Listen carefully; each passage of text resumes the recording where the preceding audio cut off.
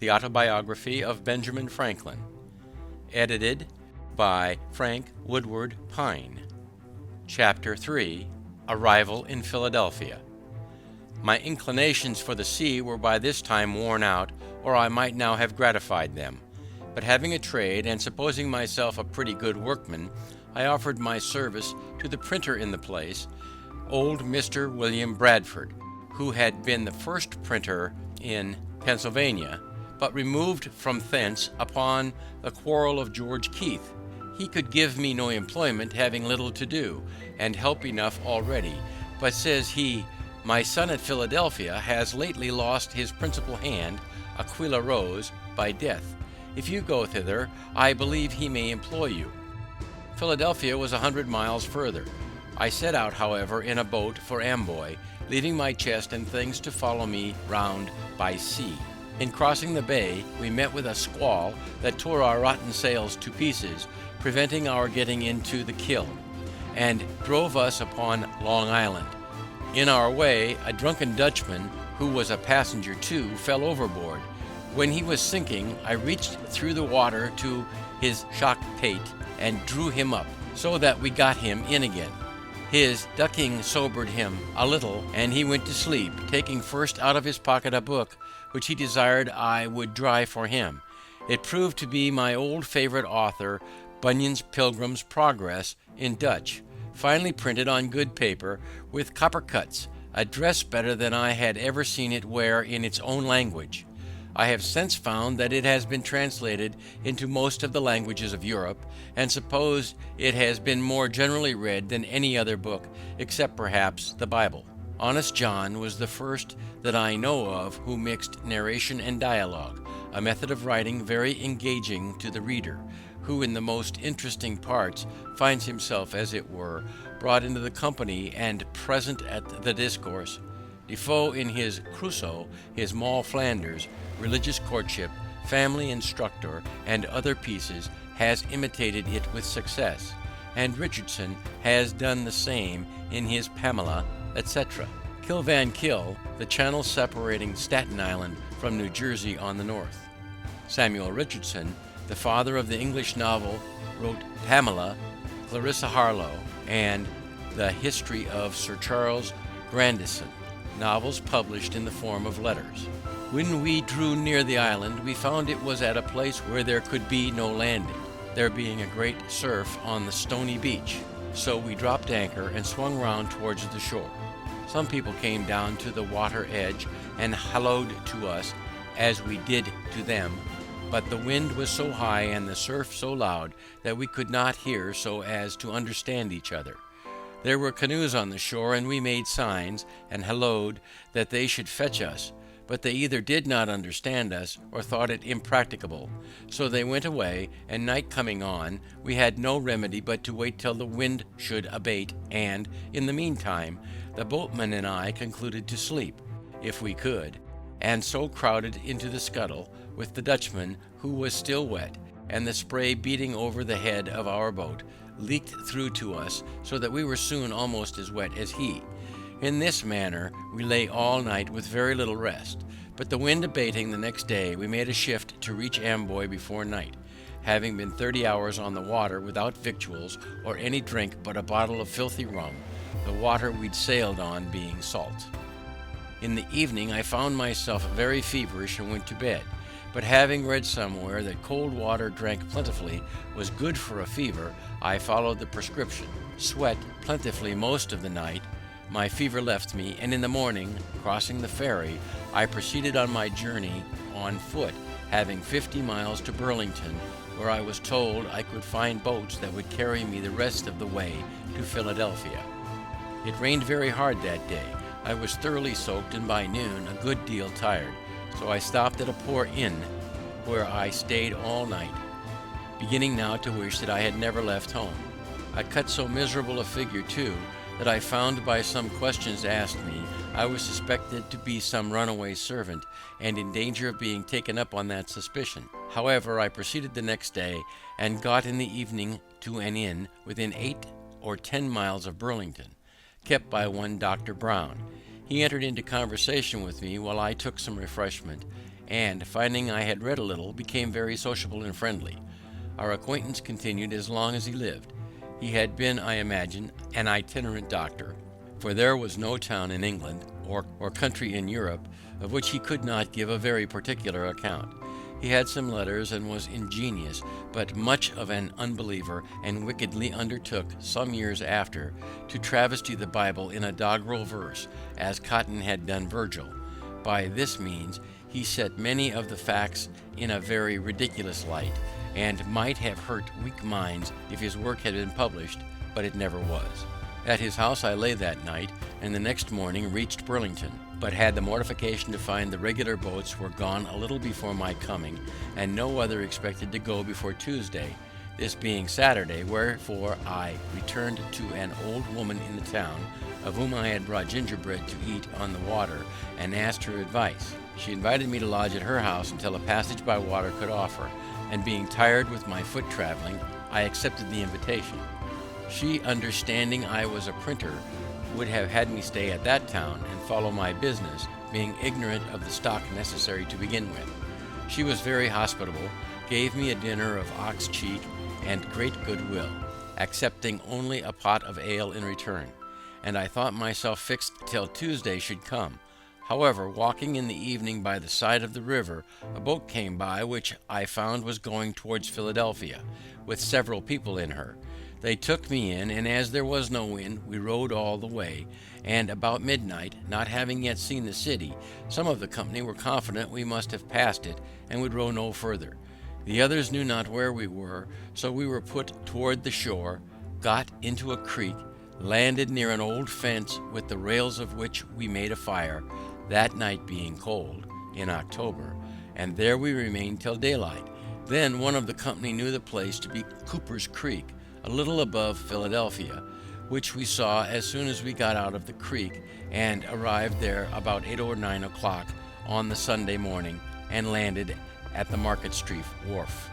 I have been the most particular in this description of my journey, and shall be so if my first entry into that city, that you may in your mind compare such unlikely beginnings with the future I have since made there.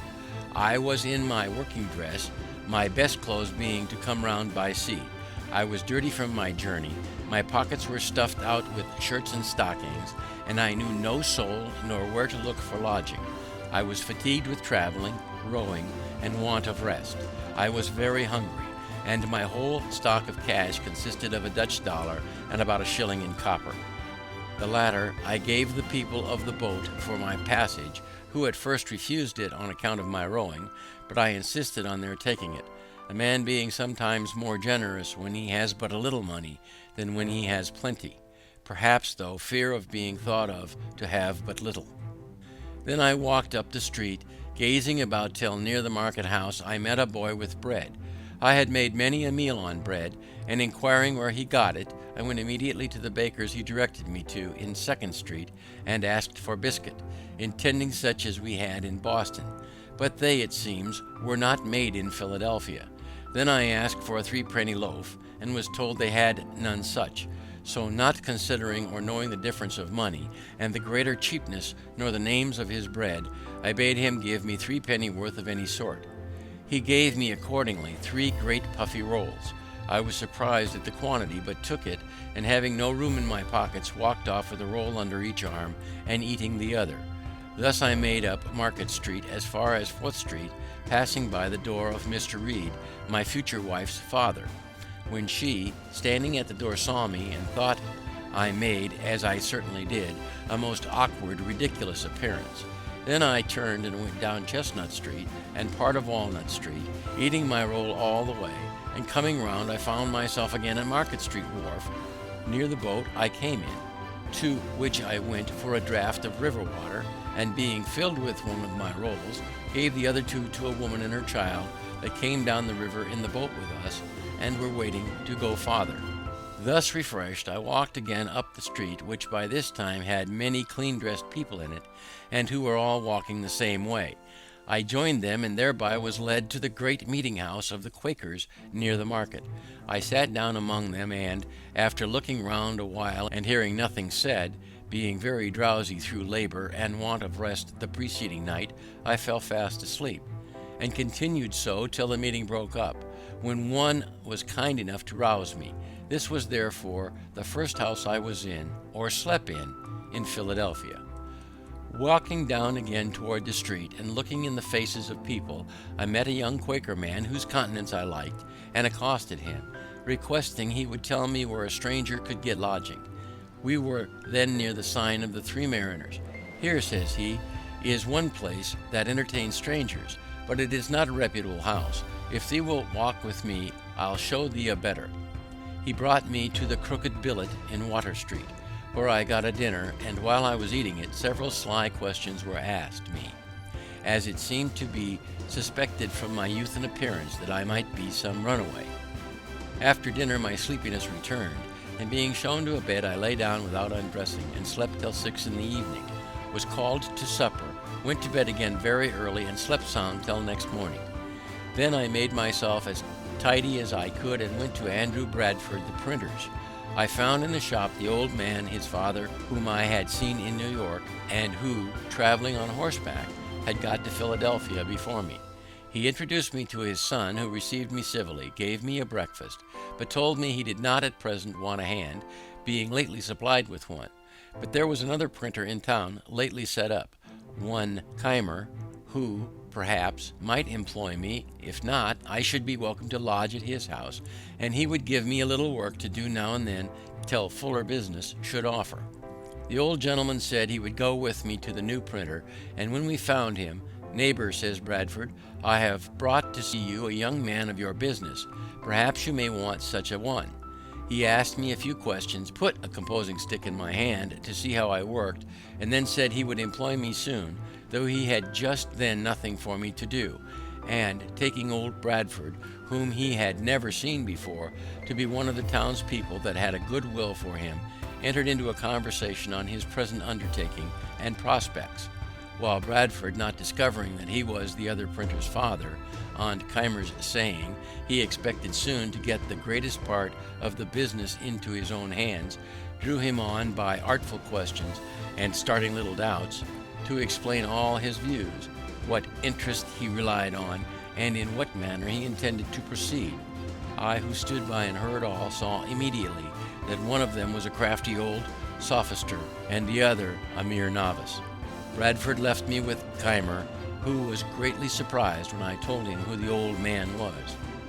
Keimer's printing house, I found, consisted of an old shattered press and one small worn-out font of English, which he was using himself, composing an elegy on Aquilla Rose, before mentioned, an ingenious young man of excellent character, much respected in the town, clerk of the Assembly, and a pretty poet. Keimer made verses too, but very indifferently. He could not be said to write them, for his manner was to compose them in the types directly out of his head. So there being no copy, but one pair of cases, and the elegy likely to require all the letter, no one could help him. I endeavoured to put his press, which he had not yet used, and of which he understood nothing, into order fit to be worked with, and promised to come and print off his elegy as soon as he should have got it ready.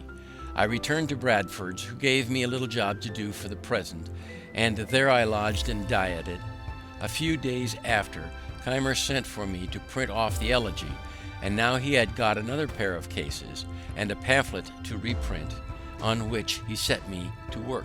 These two printers I found poorly qualified for their business. Bradford had not been bred to it, and was very illiterate, and Keimer, though something of a scholar, was a mere compositor, knowing nothing of presswork. He had been one of the French prophets, and could act their enthusiastic agitations. At the time he did not profess any particular religion, but something of all on occasion, was very ignorant of the world, and had, as I afterward found, a good deal of the knave in his composition. He did not like my lodging at Bradford's while I worked with him. He had a house, indeed, but without furniture, so he could not lodge me. but he got me a lodging at Mr. Reed's before mentioned, who was the owner of this house, and my chest and clothes being come by this time, I made rather a more respectable appearance in the eyes of Miss Reed than I had done when she first happened to see me eating my roll in the street. Protestants of the south of France, who became fanatical under the persecutions of Louis XIV, and though they had the gift of prophecy, as they had mottos, no taxes, and liberty of conscience. I began to have some acquaintance among the young people of the town that were lovers of reading, with whom I spent my evenings very pleasantly, and gained money by my industry and frugality. I lived very agreeably, forgetting Boston as much as I could, and not desiring that any there should know where I resided, except my friend Collins, who was in my street, and kept it when I wrote to him. At length an incident happened that sent me back again much sooner than I had intended. I had a brother-in-law, Robert Holmes, master of a sloop that traded between Boston and Delaware. He, being at Newcastle, 40 miles below Philadelphia, heard thereof me, and wrote me a letter mentioning the concerns of my friends in Boston at my abrupt departure, assuring me of their good will to me, and that everything would be accommodated to my mind if I would return, to which he exhorted me very earnestly. I wrote an answer to this letter, thanked him for his advice, but stated that my reasons for quitting Boston fully and in such a light as to convince him I was not so wrong as he had apprehended. End of chapter 3.